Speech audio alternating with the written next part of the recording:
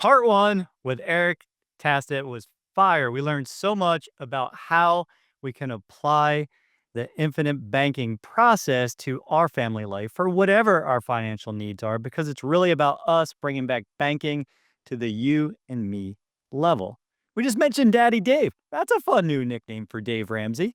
And now, in the second part, we're going to dive into the Rockefellers, dive into the Wilson family bank, dive in how even if you've had something as successful of having 70 family policies, there's still room to improve, because this is a never-ending journey. So Eric's going to bring us into that right now, and you're going to stick around because there's so much more good information in the rest of this message and the rest of this interview in part two. So let's jump in. Yeah, it's so interesting to get black and white in this whole thing, and the world I live in is incredibly gray. Nothing that's illegal, but almost, but it's still legal. That's how I play the money movement game. I never play everything. To me is a both and when it comes to investing, never an either or. It's either this way or that way. No. It's a both and. Not only do I have a tax-free strategy for my crypto, I also have a day trade strategy. I also have a meme coin strategy. I also have 80% of my portfolios in the majors: Bitcoin, Ethereum, Solana. 18% is in application tokens, 2% in the casino, aka meme coin. Right. Then I have a staking strategy, and then I have a stablecoin strategy. So see, it's all the things. It's not a thing, and like a Bitcoin maximalist is like that's all I'll ever buy, or whatever the case is. So, anyways, that's been my philosophy. So I don't hate Dave. I actually recommend people like, hey, you probably ought to listen how to discipline yourself with money. Make some payments on things like, you're overspending. Like, why are you renting your TV, or just weird things that just ought not to happen? Well, no offense to people that own rental companies, but you get the idea. So in teaching, the kids, it's been kind of unique because it's mostly been in and out of holidays as they kind of come through. But Jeremy, you bring up such a good point, because Eddie, of whom I've learned so much of this from, was even telling me, like, the part of the mistake generationally now has been, he was telling me a story about one of his family members that I guess owns some four-wheelers and has a tour thing in some place, and was like, yeah, Eddie, I'm going to try to raise money to do this. And he's like, we have like 197 billion in this family bank. Why don't you just borrow from the family bank? And the guy's like, oh, we do? I don't want to bother with the paperwork. In other words, like, they haven't been good orators of the pass down of the stuff. Then you contrast, you brought up the Rockefellers, who, whichever number John this is, as the trustee of the whole system, $11 billion in the endowment, like, very intentionally, they have an entire Christmas family get together every single year, right? They don't have a family business because the government essentially broke up the monopoly. So when Standard Oil had to split up to Shell and Exxon and Chevron and all that stuff, they had no longer had a family business to fight over. So now the focus became on, what are we going to do with all this money? So that's when he hired all those lawyers. Took them about 2 years, came back. All right, Mr. Rockefeller, here's what we're going to do.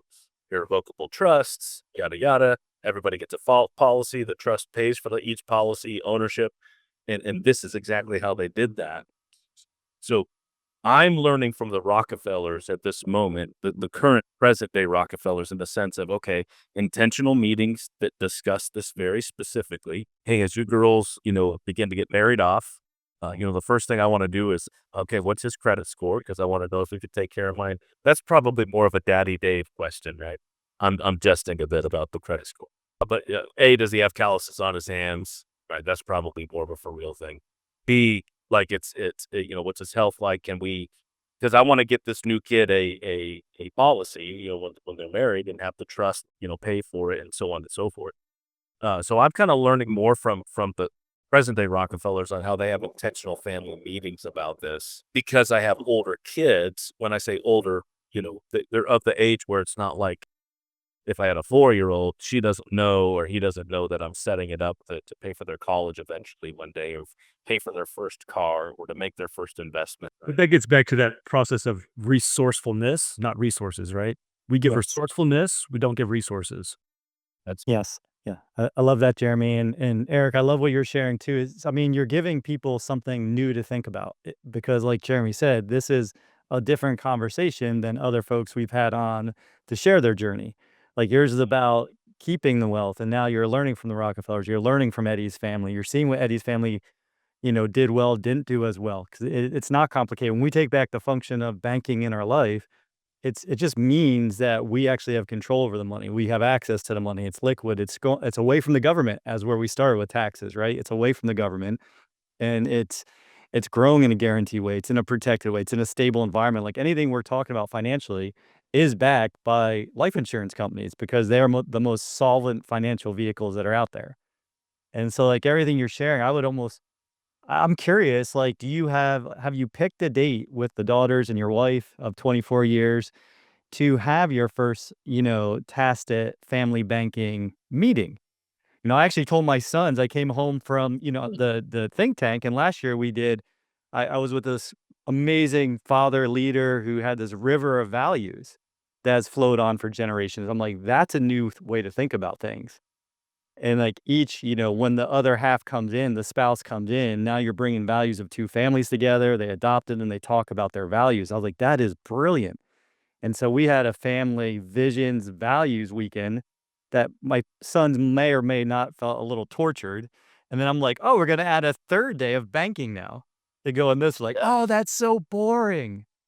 But the fact is, like, no matter what our kids think, I'm just wondering, Eric, do you have a date in mind or a place in mind that you're gonna start implementing that? No, and I'm actually glad that you just shared that. I love that. I don't. Right now with the 2 kids at college, it's the occasional time that we get to talk on the phone, the occasional text that we have, they're busy. But to your point, and then to Jeremy's very specific question, you have to be intentional about it. They're all coming here for Easter, the Easter break, and the oldest is bringing her friend back. It's her boyfriend. I still don't consider him part of the family yet, so he doesn't get my respect, but he's a good kid. But maybe that's when I'll do it. Just like the last time they were here for like the winter break, Christmas break, and all that, we had a talk, but it was mostly about here's how you set up your Coinbase account. I think you should get into, start having a strategy getting into Bitcoin and just dollar cost average. It was more of a crypto chat than it was family banking. But no, I don't have a specific date, but Yeah, Jason does a really good job with his family. Do you meet with Patty and Connor and Diego? Is it every Monday, Jason? I don't meet with Connor and Diego, but Patty every Monday. We had just quick share, just what Jeremy's point is. I was talking to someone who I consider just maybe future president of the United States, but a super abundant man who's really learned a lot about money in the last, he day trades and option trades and puts together big deals. But he had a conversation with me when I was helping him train for something for an Ironman. And he's like, yeah, tell me about your dreams. And I was telling him where I wanted to go with this, where, I wanted to bring founding fathers. And he's like, wow, Sip, you got a lot of trauma around money. Like your words around money, you're very scarce around how you're thinking, even though you have these big visions, you're really pushing money away. And if money stays that weird uncle, it's never going to come into your life. And so he's like, you and your wife have to start a money meeting. So we started one on December 22nd of 2022, or no, 12/22 of 22. And it was called Money Talks. And we'd come into the meeting and go, hey, baby, how do you feel about money? What do you mean, how do I feel about How do you feel about money? And it was so contentious, but we've done that for like the last 116 like tomorrow will be, I think, like 116 or something like that, where we just talk about now, like money is actually part of the family. Now it's okay to want things. It's okay to say, I love money and money loves me. It's not weird, So like what you were talking about way earlier is how do we normalize the things we didn't talk about as kids and really bring them in a healthy way where we can all talk about it as just a tool. Yeah, because nobody wants to talk about what? Religion, politics, or money. Those are those taboo subjects. But those are the taboo subjects for the borrowers, right? Those are the borrowers over the world who don't want to talk about it. But the builders of the world, they're going to talk about politics, religion, and money. Because guess what? That's kind of what makes the world go round, right? Hopefully you have a faith-based understanding, and you build that into the system. One of the reasons I love the Nelson Nash Institute, and if you read the book Becoming Your Own Banker, is it is riddled with Nelson Nash's faith and how he talks about money and faith and going hand in hand and building a legacy that we can all be proud of. I love your is it Money Mondays? What did you call it? It's now it was called Money Talks, and now it's just called a money meeting. So we have a money meeting every Tuesday at 9 a.m. And anytime I have spouses on the phone and they're not on the same page with IBC, I'm like, you guys got to have a money meeting first. Yeah, yeah. I love this. I want to add to the family value thing, and then sort of have maybe a strong opinion on this with what Jerry was saying. I think family values are incredibly important as you implement IBC, or what I call family banking by and large, which is a little different. And I would often say or think that, like, if you have grown kids who are ding dongs, like if you have ding dong kids, like, it's probably going to be hard for them to be part of this. But then I got to thinking, and if you're listening to this and you do have ding dong kids that are grown, this might be the thing that protects them and protects you from them in a way, because if they become part of the process, you have the rules via however you've set up your trust, whatever, of, hey, if you borrow from the family bank, you pay it back with this interest and so on and so forth. And so the rules of the game kind of either bring them the structure because possibly you spoiled them throughout their lifetime and they never had to pay anything back in their lives. That's the strong opinion, and a little cynical there, but I think it's incredibly important to have money should never be taboo, religion should never be taboo, and politics should never be taboo. But we grew up or not grew up, but the society within the last 15 to 20 years has really made it difficult. I don't know how old you guys are, but if you're my age or older, you'll understand that years ago, when tolerance was, oh, we disagree, let's go get lunch anyways. But tolerance today is now, not only do you have to accept what I'm saying, you have to agree with me. And if you don't, we have to separate or part ways. It's such a bizarre thing. And when you can break free of that, I think the content Man, we're talking we about. got to have Eric back on for a longer conversation, because I have like 46 rabbit holes I want to go down. Here's a fun fact I just figured out in my head, and I hope my math is good, but I believe Jeremy and I both are 6 years on the other side of where you're at. He's 6 years younger, I'm 6 years older, so 38 Oh, and well, 50.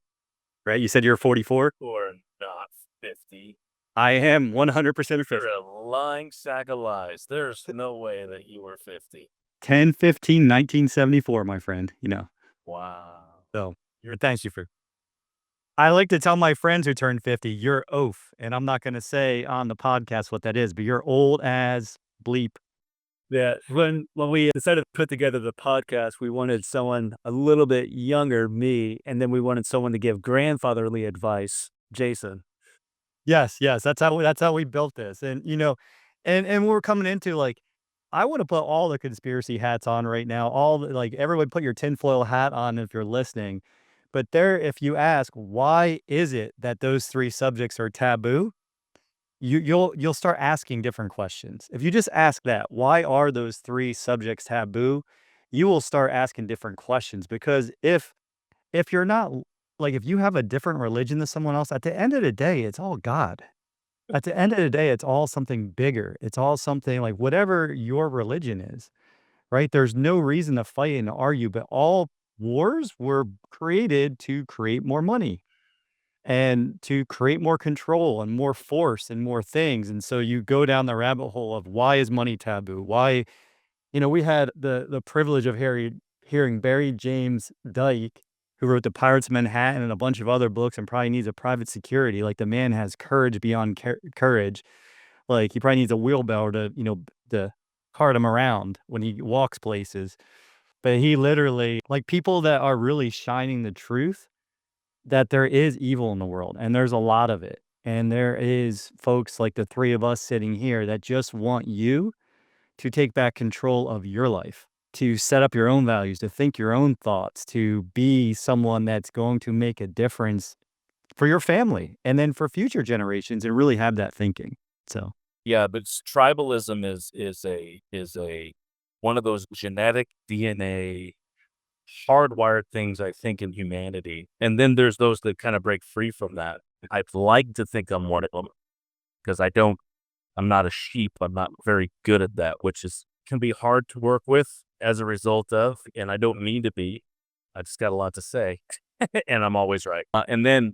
But you come up with certain subjects, like even within our world, in IBC world. I mean, how many times it's like, so there's a biblical analogy to this, and there's an argument of I'm of Apollos and I'm of Paul, which were two very specific leaders within evangelicalism and Christianity, especially in its new birth in this New Testament time.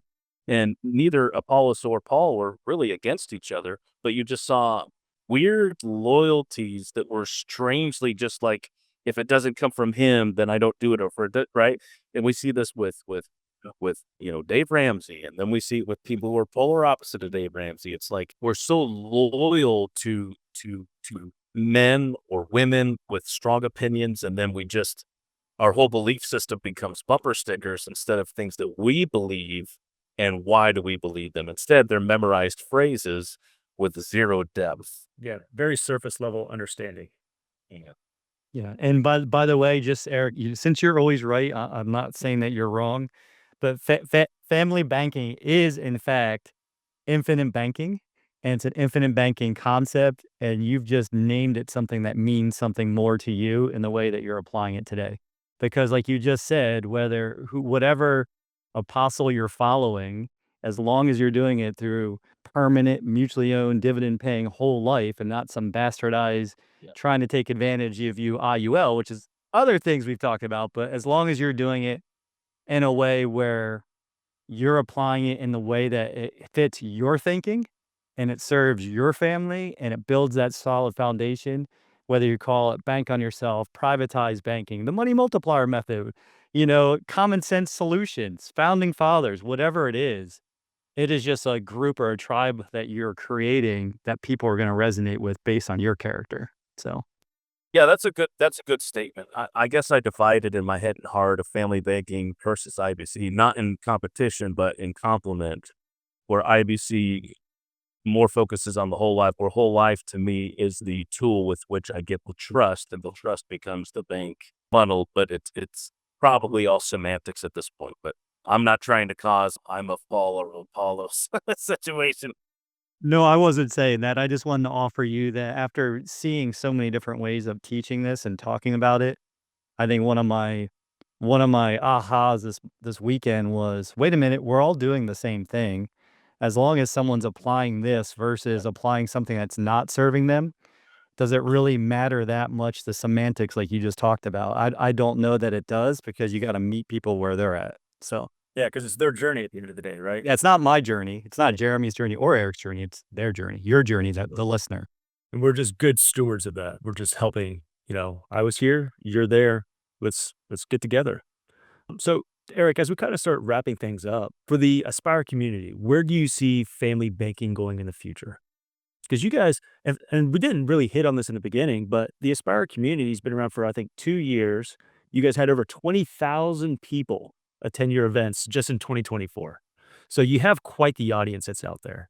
As you build out family banking and bring this to a larger audience, more people who don't necessarily know that they need this in their lives, where do you see family banking going with Aspire moving forward? So, Aspire is really our funnel to be able to connect to varying groups of entrepreneurs, aspiring entrepreneurs, W-2 people who are stuck and wanting to venture out. That's typically our crowd. So Collective Influence is the name of the company that owns Aspire Tour. It owns Tax-Free Crypto. It owns Family Bank. So you just go on down the 20-something companies. Aspire becomes that funnel by which they're introduced to Aspire Wealth, which is our or Aspire for More is the name of our mastermind.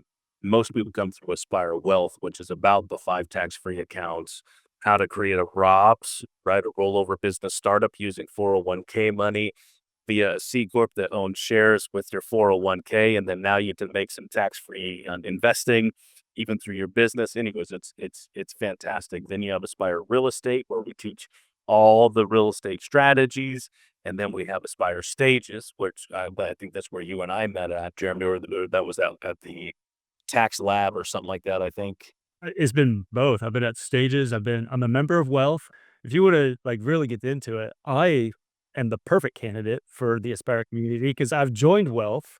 I was at Stages. I've joined TruePath, which we haven't even talked about here, but that's an incredible community about the development, the traumas, right? When Jason was talking about his traumas with money. So I've joined that community and yeah, and I have a new tax strategist now through the Aspire community. So I've gone through that route as well. So I'm bought in. I enjoy the Yeah. Aspire community. So you understand that the process. So for the listeners, it becomes this is the path. Aspire becomes that path. So part of the product of your family office as you create it. Correct. Sorry, I have a driver here that's all over the place. Family Bank becomes one of the tools for that protections because our brand promise is kind of what I just walked us through, which is create, keep, protect. And so we believe it's in that. Now, granted, does IBC fall in all three categories? 100%.